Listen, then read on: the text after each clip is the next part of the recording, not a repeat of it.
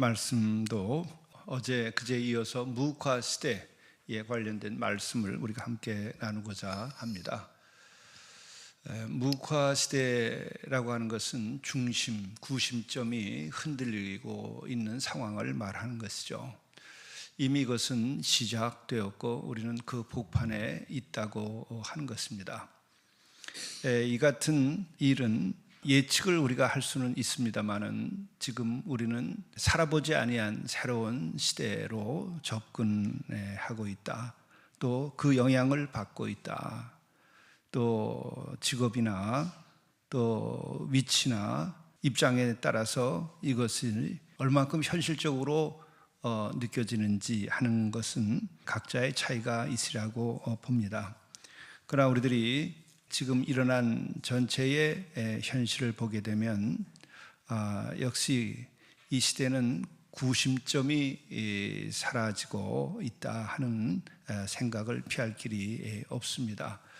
그리고 또 주도적인 어떤 가치, 우리 모두가 다 귀중하게 생각하고 있었던 민주주의라든지 삼권 분립이라든지 인간의 양심이라든지 그리고 더더욱이 기후 위기라고 하는 문제에 대해서는 다 우리가 동감을 하고 지켜오던 것들이 있었는데 이런 것들이 지금 와해되고 있는 시대를 맞았다고 하는 것입니다. 이 밑에 깔려 있는 것은 나름 세계를 주도하던 가장 큰 영향력을 주었던 미국이라고 하는 나라의 후퇴가 큰 영향을 주고 있는 것이죠. 지금 미국이 경제적으로나 여러 측면에서 어려움이 생기게 되니까 유엔을 지원하던 일들도 지원하지 않겠다라고 하고 있습니다. 뿐만 아니라 자신들의 경제적인 이익을 위해서 기후 위기를 중요하게 생각했었는데 이것에 대해서도 이제는 화석 연료를 마구 쓰는 이런 정책도 함께 지금 나가고 있죠. 뿐만 아니라 자국의 안정과 경제적인 이익을 위해서 이민자들을 내어 쫓는 과정에서 인권 유린이 미국 한복판에서도 일어나고 있습니다. 미국에 대한 이해는 각기 개인적으로나 국가마다 입장이 다르지만 그러나 전체적으로 지난 약 70년의 역사 속에서 미국의 역할이라고 하는 것은 크게는 역시 인권과 민주주의와 또 상권 분립과 그리고 인간의 양심에 대해서 이야기하고 또 세계의 평화에 대한 이름 아래서 여러 가지 일들이 진행되었습니다. 우리도 민주화하는 과정에 양면이 있습니다만은 전체적으로는 우리의 민주화의 그 근간도 미국의 지원 없이 이루어질 수가 없었던 큰 배경이 있습니다. 그리고 인권을 침해당할 때에 이것은 그 미국이라고 하는 나라에 속해 있는 많은 양심 세력들이 전 세계를 다니면서 지원을 했고 또 재정적인 지원을 하기도 했습니다. 그러나 지금은 이 같은 기능이 약화되었습니다. 그리고 이제는 러시아와 우크라이나 전쟁이 얼마나 불의한 것인가라고 하는 것을 우리는 다 생각할 수 있음에도 불구하고 여러 가지 관점에서 이것도 진영의 논리로 왜곡되고 또 우리나라에서도 이익의 관점, 경제적 관점에서 이 전쟁 문제를 바라다 보고 있습니다. 전후 복구에 우리들이 큰 도움을 얻을 것이라고 하는 이야기를 가지고 러시아를 지지하는 이들도 지금 상당히 많은 부류로 지금 자리하고 있다 이렇게 생각할 수 있겠습니다. 참으로 이제는 나름의 큰 인간의 보편적 가치를 내세우면서 한 시대를 이끌었었던 국가의 후퇴는 이제 각 지역마다의 이해의 근거에서 갈등이 심화되고 또 심지어 이제는 전쟁을 더 일삼을 수 있는 상황이 되어 있다고 하는 것이죠. 좀 철진한 이야기 같기도 합니다만은 우리가 한 가지 또 생각해 볼 것은 미국의 월남전의 패배를 우리가 이야기합니다.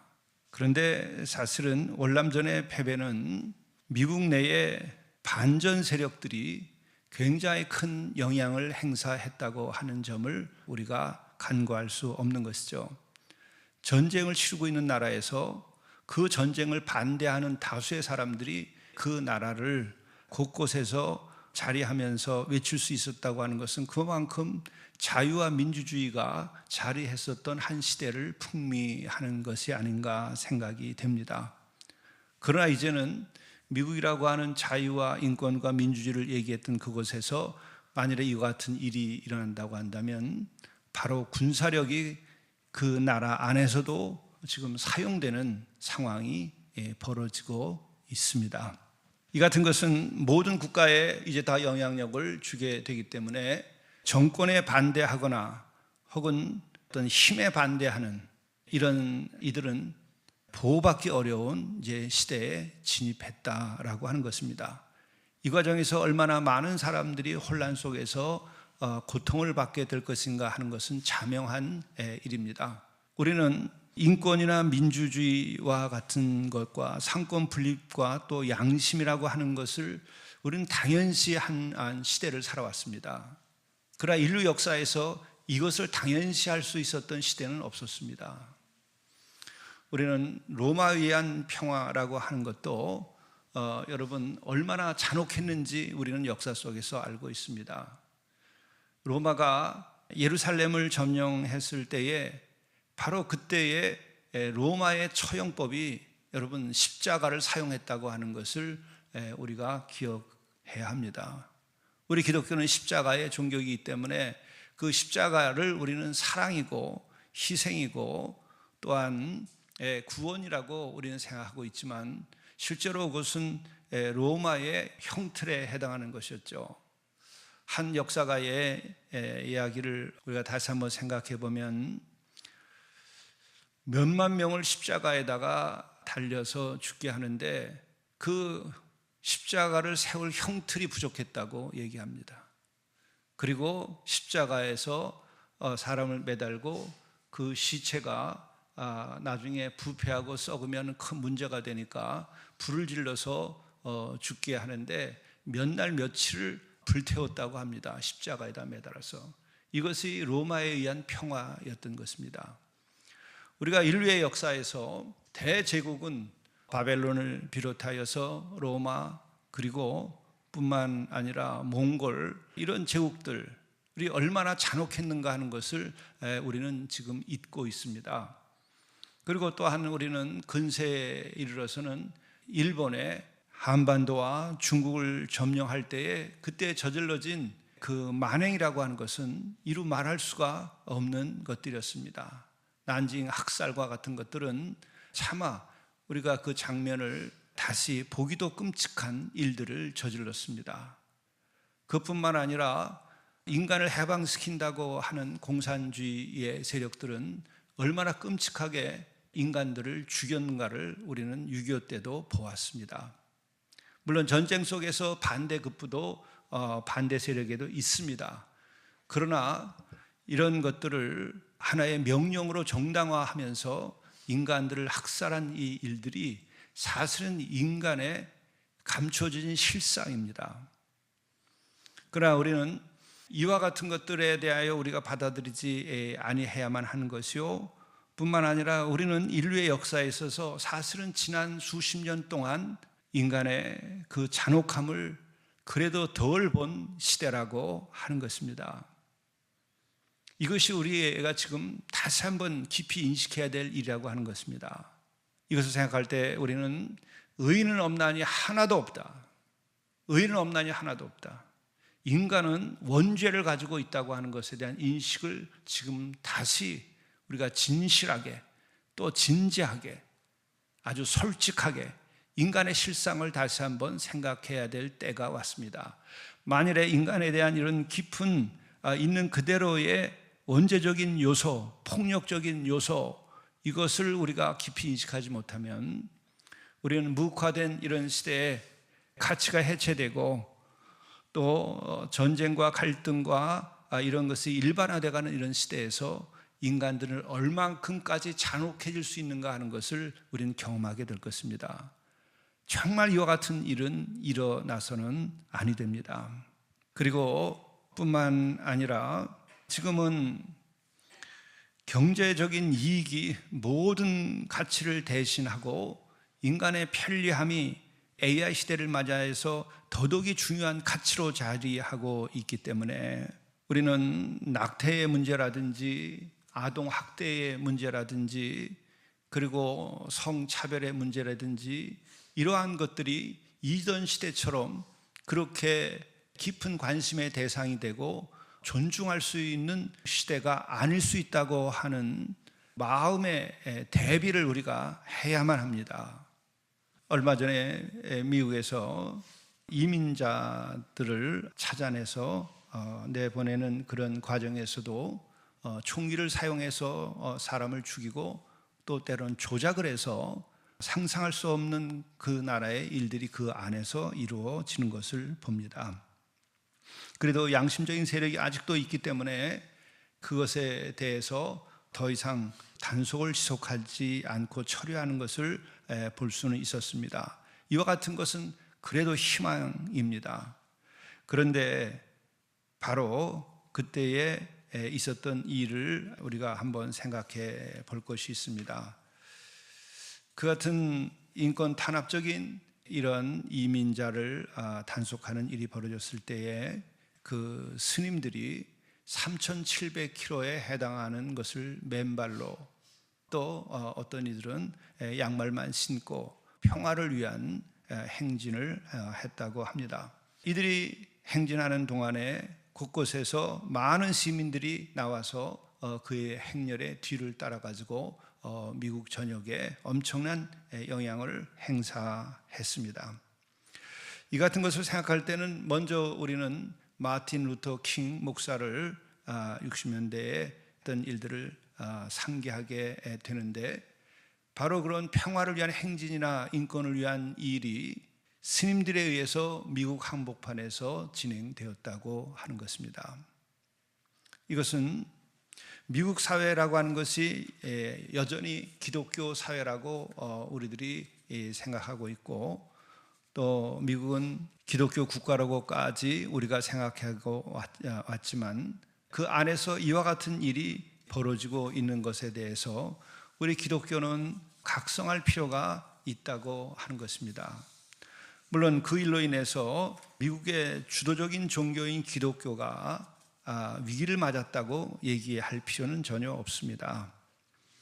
그러나 분명한 것은 타종교의 부상이라고 말할 수 있습니다. 미국의 양심을 대표하는 것은 바로 기독교였습니다. 미국의 인권을 지키는 데 가장 앞장서고 약자를 보호하는 데 가장 앞장섰던 것은 바로 기독교였습니다. 이것은 세계적인 지평에서도 역시 마찬가지입니다. 지난 70년간의 세계의 평화와 인권을 얘기하고 민주주의를 얘기하는 데에 기독교를 뺄 수가 없는 것이었습니다. 우리나라에서도 그와 같은 인권이나 민주주의에 대한 도전이 있을 때에 미국의 많은 선교사 목사님들이 바로 이 같은 일에 참여하고 후원하고 지키는 일에 앞장섰던 역사도 또한 있습니다. 그런데 놀랍게도 미국의 한복판에서 이 같은 일이 벌어지고 있다고 하는 것은 바로 기독교의 본래의 정신을, 그 믿음을 우리가 정말 다시 한번 생각하고 회복하기 위하여 기도해야 한다고 하는 것이죠. 잘못하면은 한 시대의 오점이었었던 제국주의의 수단이 되었던 기독교의 역사가 있습니다.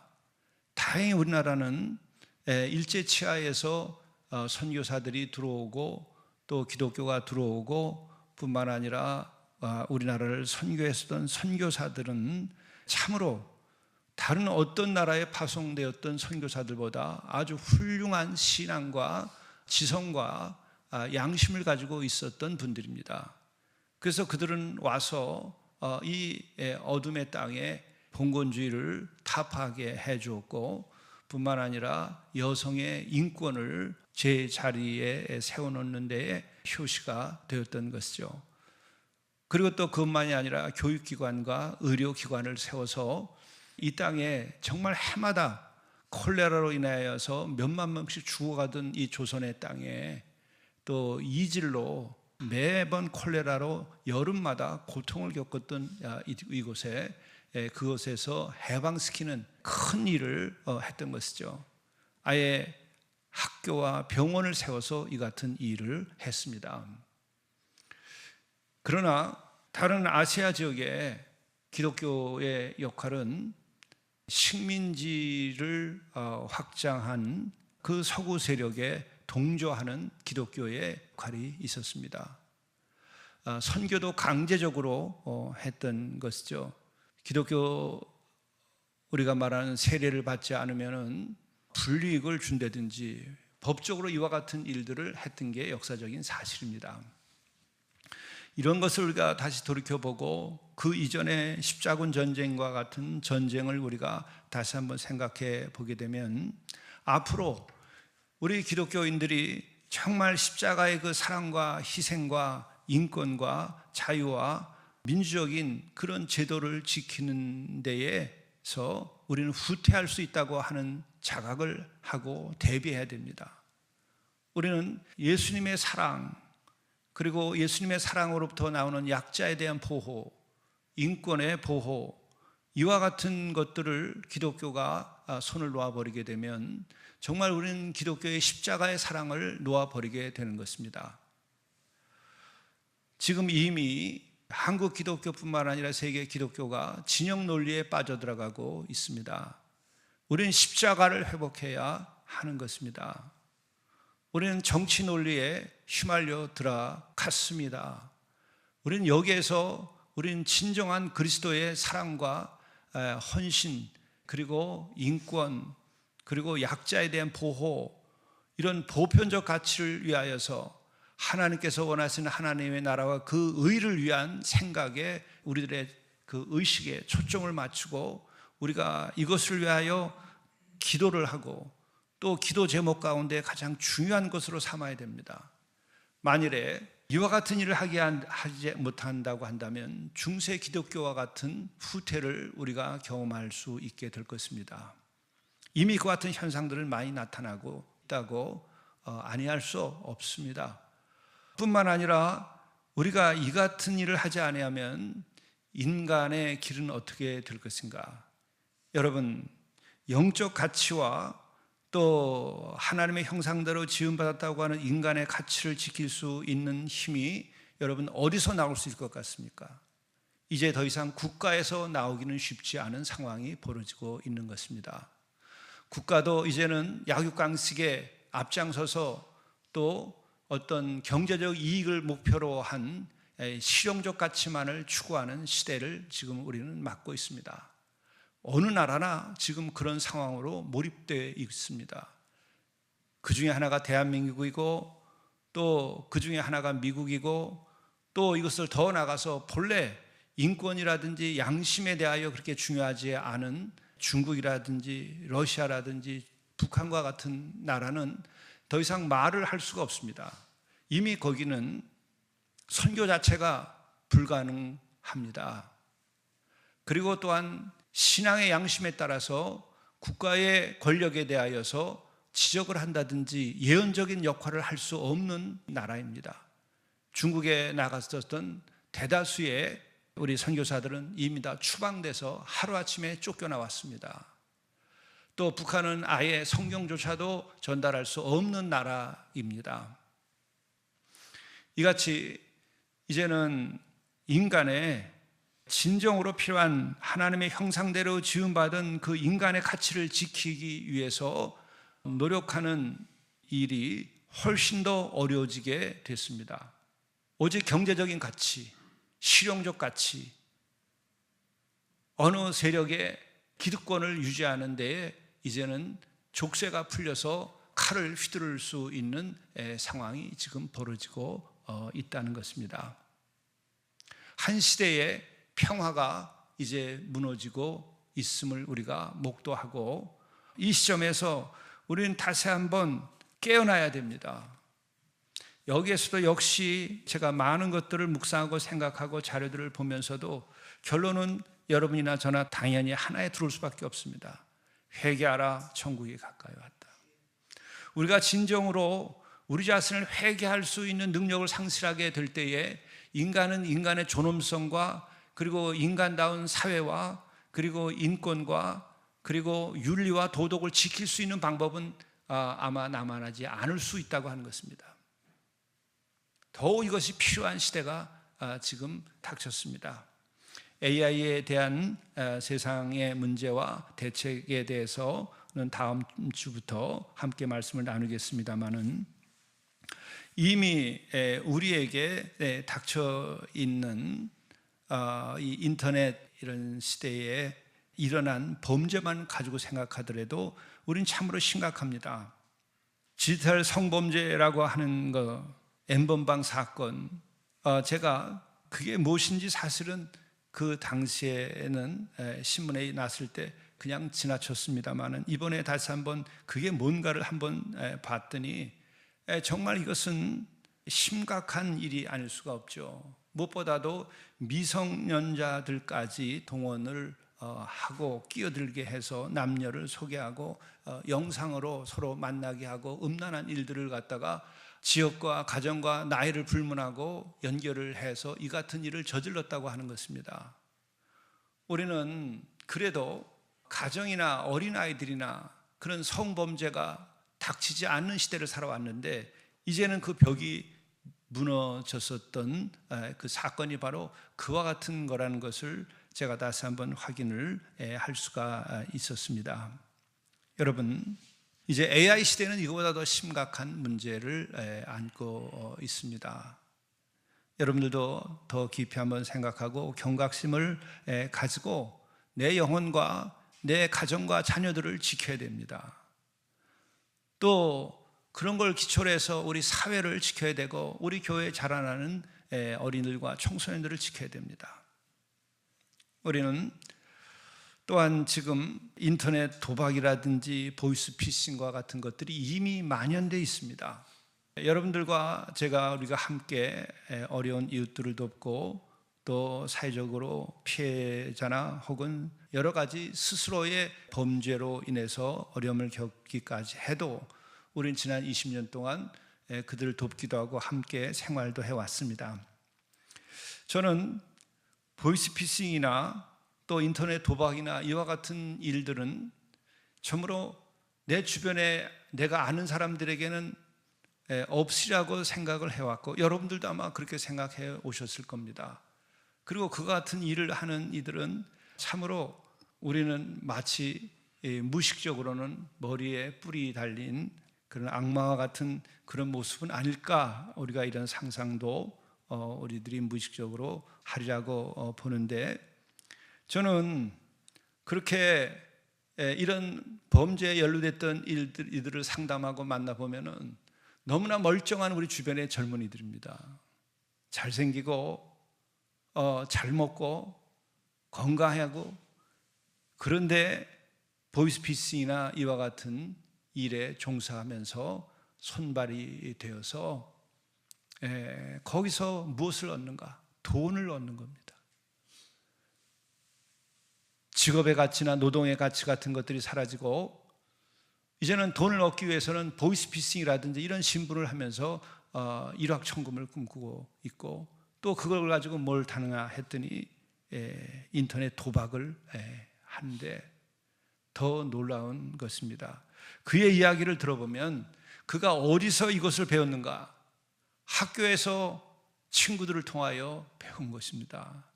어떻게 다 이런 데까지 연루되었는가 했더니 대학에 가서 인터넷 도박을 배우고 그런 데서 돈이 필요하게 되면서 보이스피싱에 연루되고, 이런 일들을 우리 주변의 젊은이들에게서 이런 일들이 벌어지고 있다는 거, 이게 얼마나 심각한 문제인가 하는 것을 우리 모두가 자각해야만 되리라고 봅니다. 그의 이야기를 통해서 들어보면 꿈을 이룬 고등학교 3학년 학생들, 대학을 원하는 데 갈 수 없는 그런 학생들의 대다수가 다 인터넷 도박을 한다는 얘기를 그를 통해서 들었습니다. 자기도 그걸 통해서 배웠고 대학에 가서는 거의 80% 이상의 친구들이 인터넷 도박을 하고 있었다고 하는 것입니다. 그런데 지금은 이것을 또 넘어서 젊은이들이 학교도 그만두고 주식의 도박처럼 여기에 지금 참여하고 있다고 하는 것입니다. 우리는 지금 물질적 가치와 정신적인 가치, 신앙적 가치와의 이 대결은 악마와 천사와의 대결과 같이 인간의 역사의 시작으로부터 지금까지 계속되어 온 것입니다. 지금이 처음이 문제가 아니라 본래 인간이라고 하는 것이 말씀이냐 빵이냐 하는 것 가지고 인간이 인간답게 살아갈 수 있느냐 없느냐가 계속 중요한 이슈였던 것입니다. 지금 이런 시대가 되어서 더 성경 말씀이 얼마나 진리인가 하는 것을 생각하게 됩니다. 예수님께서 40일간 광야에 인도하심을 받아가지고 금식을 하면서 시험을 받게 되시죠. 그 예수님의 공생애가 시작되기 이전, 예수님의 탄생 이후에 예수님에 관한 이야기가 그렇게 시작됩니다. 그때 사탄이 예수께 시험한 것을 우리가 다시 기억하실 필요가 있어요. 그 굶주린 예수님께 돌을 떡으로 만들어 봐라, 빵으로 만들어 봐라. 인간이 가장 그 순간, 그 조건이 아주 약하게 넘어갈 수 있는 조건이라는 거예요. 인간의 양심이 무너지는 그 순간이 언제인가? 빵이 문제일 때에 무너지는 거예요. 배가 고플 때 무너지는 거예요. 근데 그것만이 아니라 인간은 항상 상대적으로 욕망이 크면 배가 고프게 되어 있습니다. 욕망이 크면 클수록 내가 갖지 못했다고 하는 배고픔을 더 느끼게 되어 있는 것입니다. 그렇기 때문에 어떤 절대적 기준이 있는 것이 아니고 상대적인 것이기 때문에 오늘날 우리가 이렇게 잘 살게 되는데 더 물질적인 욕망 속에 살아가게 되는 것이죠. 이게 우리가 정말 자기를 성찰하고 우리 인간 자신들이 절제해야 되는 문제입니다. 여러분, 우리가 한때에 이 자리에 계신 분들은 그런 경험을 할 분들이 대부분 없으셨겠지만은 하루 3끼만 먹을 수만 있다고 해도 행복이라고 했던 시대가 있었어요. 1978년도 이후에 우리는 5,000년 만에 보릿고개를 넘어선 민족입니다. 배고프게 살아왔어요.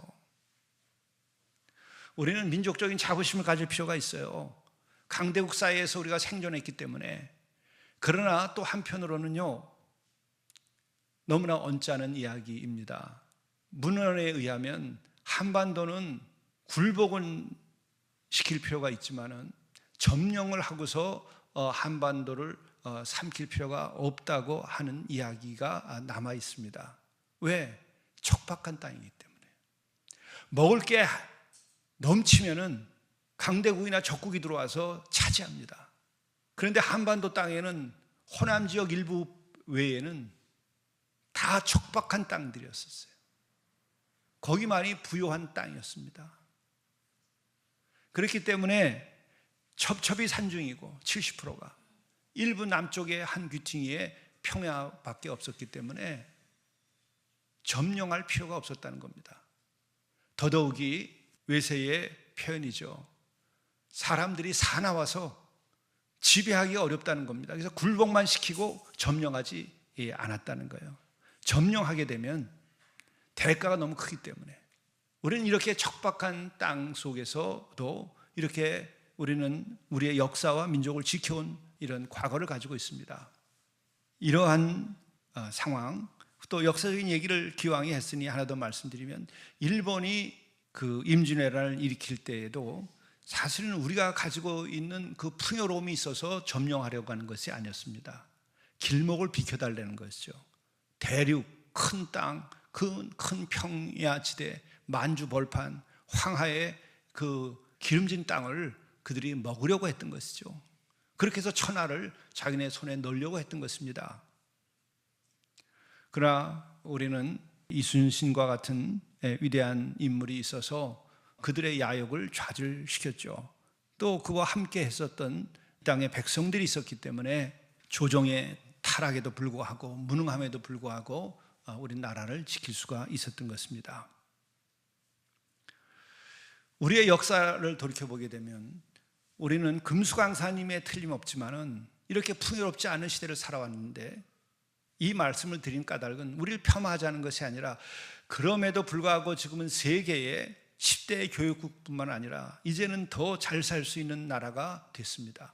반도체, 여러분, 이제는 한국이 없으면 세계가 멈춰 서게 됩니다. 이미 그것은 많은 학자들의 연구 결과로도 나옵니다.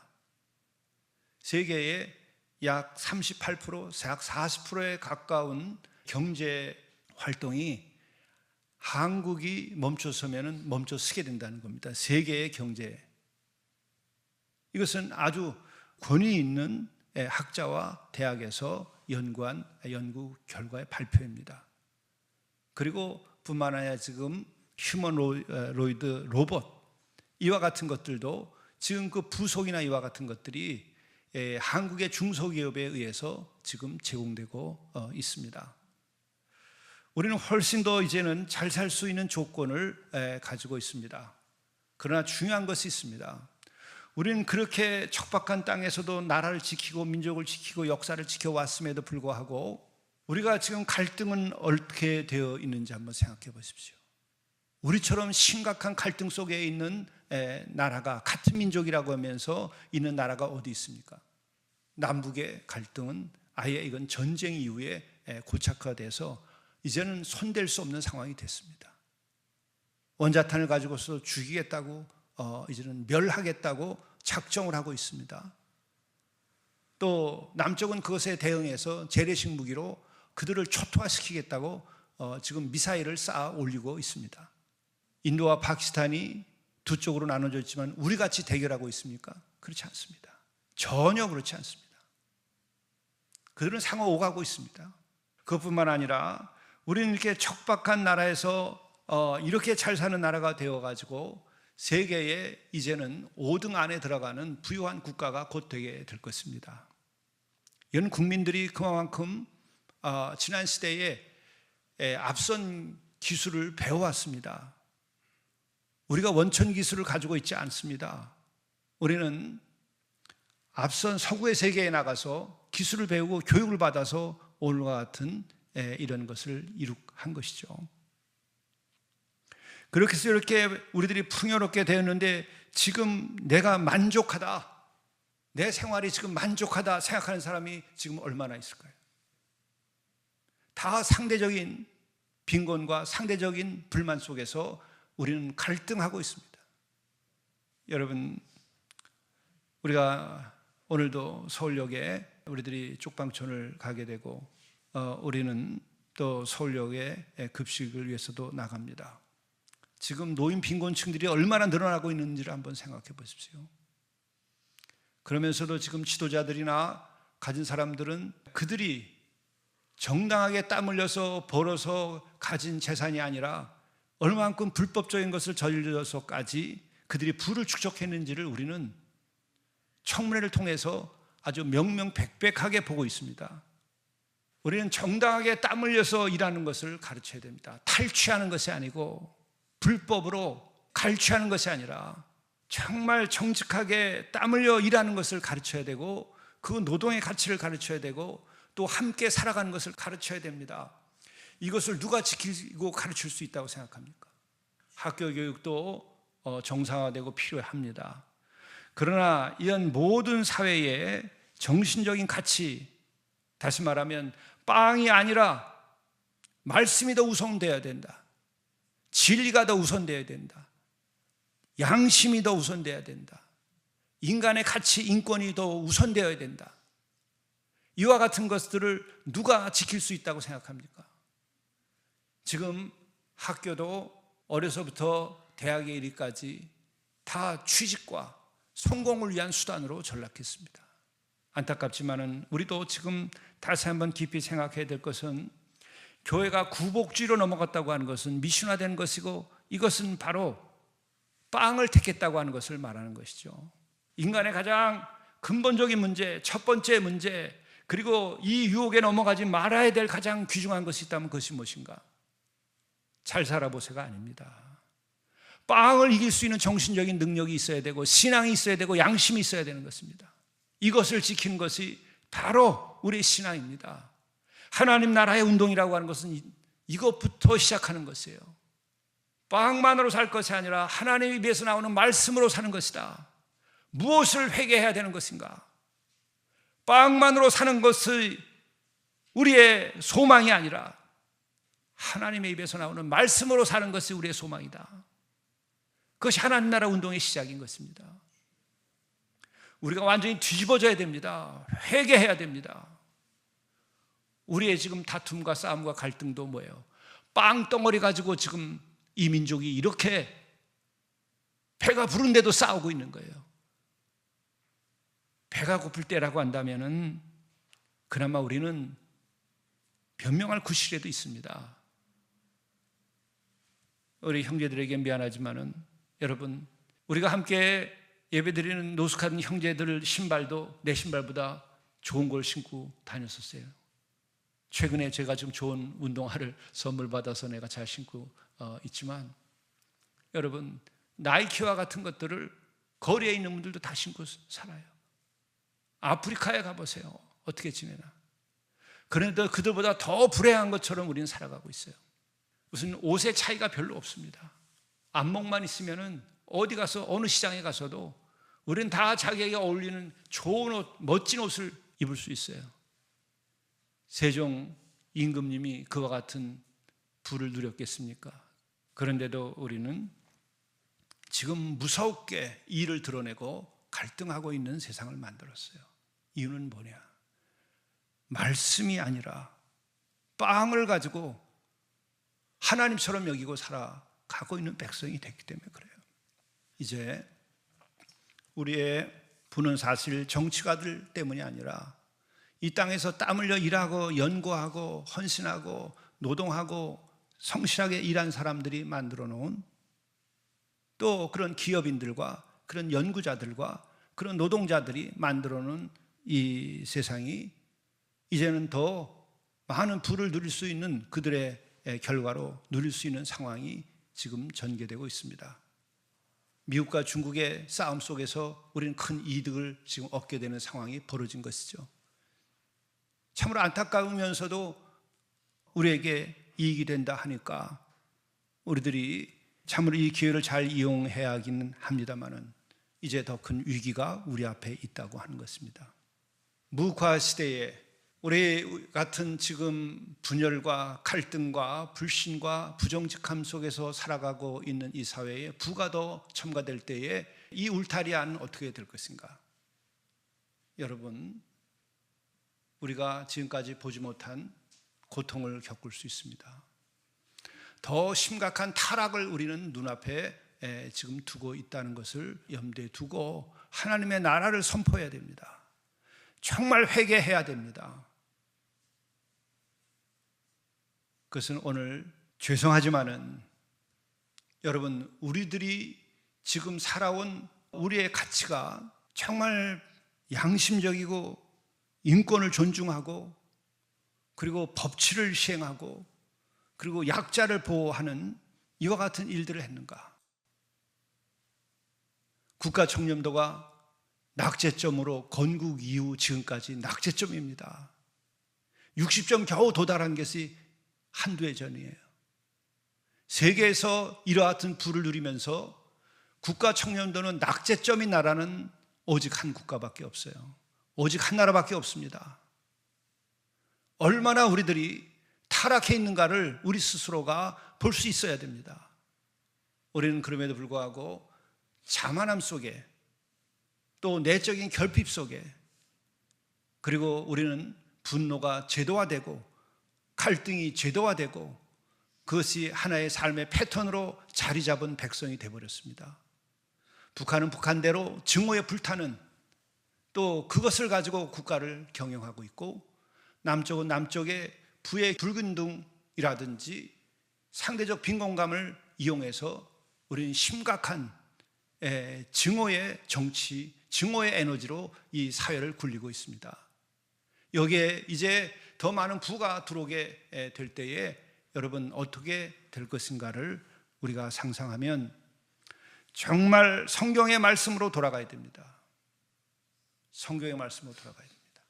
빵이 아니라 하나님 입에서 나오는 말씀, 이것이 더 중요하다고 하는 것입니다. 우리는 굉장히 우리가 양심적인 국가인 것처럼, 양심적인 백성인 것처럼 우리들이 지금 자부하고 있지만 국가 청렴도가 이 정도의 사회를 만든 양심입니다. 그렇다고 한다면 더 앞선 80, 90, 100점에 가까운 국가 청렴도를 가지고서 세상을 살아왔었던 그 나라들이 다 약화되게 됐을 때에 우리는 어떤 영향을 받을 것인가? 우리 안에 감춰져 있는 그 어두운 기운이 더 퍼지게 되어 있습니다. 이것을 우리가 정말 깨달아 알고 우리들이 선교 초기에 새롭게 나라를 세우고 또 민족을 새롭게 하자고 했었던 그 신앙의 우리 선배들의 그 후예로서 우리가 그 믿음을 다시 이어가야 됩니다. 그 3.1절에 오게 되는데, 여러분 그와 같은 진정성을 갖고 그 소수의 3%도 되지 않는 그런 신앙인들이 양심을 일깨울 수 있었던 것 같은 그 순수한 믿음으로 돌아가야 됩니다. 절대로 우리가 얼마나 자만하고 있는가 하는 것에 대한 반성과 회개를 기독교인들은 우리가 앞장서서 놓쳐서는 안 됩니다.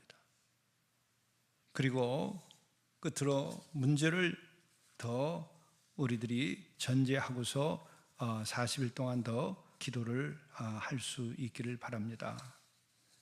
이미 말씀드린 것을 다시 한번 마음에 새겨야 됩니다.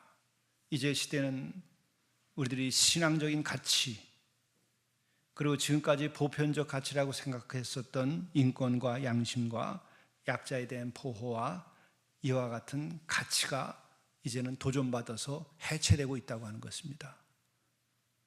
이것을 우리 자신들이 정말 깨달아 알아야 하나님의 나라 운동을 하게 될 것입니다. 뿐만 아니라 이제는 선악의 기준 자체가 상실되는 일이 가속화되고 있다는 것입니다. 그것은 오직 성공이라고 하는 이름 아래, 물질과 승리라고 하는 이름 아래서 이제는 선악의 기준조차도 흔들리고 있다는 것입니다. 이렇게 될 때에 우리의 미래는 참으로 소망스럽지 않게 됩니다.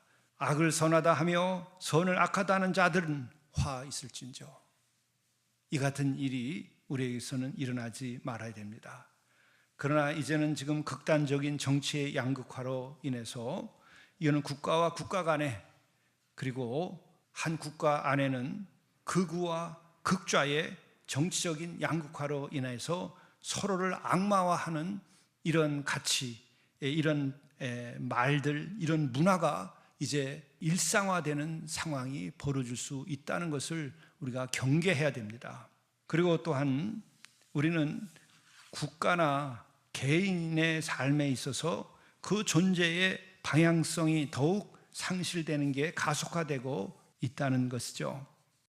그와 같은 것은 이미 우리는 겪고 있습니다. 우리는 자유라는 이름 아래서 이것을 사실 이해하지만은 근본적으로 큰 문제인 것입니다. 결혼은 해도 되고 안 해도 된다. 자기는 무엇의 산물인데, 인간의 존재는 결혼의 산물입니다. 내가 그 은혜를 입은 것입니다. 그리고 창조의 질서에 속하는 것입니다. 물론 우리는 사회적인 조건 때문에 나의 생각과 달리 우리는 결혼하고 싶어도 하지 않고 살아가는 상황이 주어질 수도 있고, 또 여러 상황 때문에 우리는 그것을 이해할 수 있습니다. 그것은 존중돼야 됩니다. 그러나 아예 가치관이 그렇게 되어버리는 것은 문제인 것입니다. 그리고 또 하나는 아이를 낳지 않는 사회를 만들어 놨습니다. 이것은 사회적인 악입니다. 누구든지 아이를 낳고 싶으면 아이를 낳을 수 있는 사회를 만들어 놔야 되는데 그게 가장 기본입니다. 인간이 살아가는데. 뭐가 인간에게서 중요한 것입니까? 생명이 중요한 것이고 생명이 또 중요한 것만큼 생명이 이어져야 중요한 것이 유지되는 것이죠. 이 천지 우주 안에 인간이라고 하는 생명보다 더 소중한 것이 어디 있습니까? 그렇기 때문에 혼혈한 이들은 누구든지 아이를 낳아서 기를 수 있는 사회를 우선적으로 만들어야 됩니다. 그런데 부가 들어올 때 이 부가 특정인들에게 편중되고 특정한 권력과 세력에 편중돼 버리게 되면 이것은 죄악을 저지르는 일입니다. 그렇기 때문에 우리는 이 저출산 사회가 이미 한국을 지배하고 있는데 얼마나 우리가 잘못 살아온 것이고 잘못된 세상을 만들어 왔는가를 정말 우리가 이제 회개하면서 부가 더 늘어날 때에 이것을 이런 문제를 해결할 수 있는 데에 써야 되고, 또 하나는 중요한 것은 우리의 가치관, 우리의 삶의 방향성, 역사의 방향성, 이것을 잘 만들어야 된다고 하는 것이죠. 그러나 안타깝게도 지금 갑자기 더 들이닥치는 이 AI 시대, 무국화 시대, 이것은 너무도 우리에게는 큰 위기가 아닐 수 없습니다. 그렇기 때문에 우리는 더 기도해야 되고 더 하나님 나라 운동을 더 가속화해야 되고, 회개하라 천국이 가까이 왔다고 하는 그 말씀이 얼마만큼 이게 2000년 전에 선포된 말씀이 아니라 오늘 우리에게도 또 앞으로도 더 이게 소중한 말씀이라는 것을 깨달아 알고 우리 자신들을 정말 있는 그대로 정직하게 돌아다보면서 물질에 넘어가는 나의 양심, 물질을 목표로 하는 나의 인생, 회개하고 돌이켜야 됩니다. 빵보다도 중요한 것은 하나님에게서 나오는 말씀입니다. 그 아래 우리에게는 빵과 우리가 재물이 주어질 때에 그 가정은 화목합니다. 말씀이 살아있고 기도가 살아있는 그 가정에 많은 육선이 주어질 때에 그 가정은 계속 행복할 수 있지만, 목적이 먹고 입는 것, 육선이 목적이 돼서는 행복한 가정을 이룩할 수 없다고 하는 것이 성경이 계속 우리들에게 가르치는 말씀입니다. 하나님 나라의 운동, 그것은 구원의 운동이면서 동시에 우리들이 일상의 역사 속에서 살아가는 우리 자신들이 정말 바른 길로 나가는 길이다. 그래서 우리들이 이번 사순절에는 예수님께서 40일 광야 생활을 하신 것을 다시 한번 생각하고, 예수님은 마침내 그 배고픔 가운데서도 빵을 이기셨습니다. 그것은 바로 우리의 소망입니다. 그분도 육신을 입고 우리에게 오셨는데 이기셨습니다. 우리도 이길 수 있다. 그것이 우리의 소망입니다. 예수님이 그래서 소망입니다. 우리가 예수님과 함께 정말 물질을 이기고 우리들이 믿음으로 서로 사랑하고 말씀에 의지해서 사랑하고, 그리고 또한 세상에 살다 보면 실패할 수도 있고 낙오할 수도 있습니다. 타고나기를 어렵게 타고난 사람들도 있습니다. 그들이 함께 살아갈 수 있는 그런 사랑이 넘치는 세상을 만드는데 우리가 앞장서야 되고, 또 심화된 갈등을 우리가 이 그리스도의 사랑으로 극복할 수 있는 힘, 이건 교회 안에밖에 없습니다. 이 같은 영적인 힘을 기르는 사순절의 기간이 될 수 있기를 간절히 바랍니다. 오늘은 토요일이라서 말씀을 좀 길게 했습니다. 우리 즐거운 오늘 아침이 될 수 있기를 간절히 바랍니다.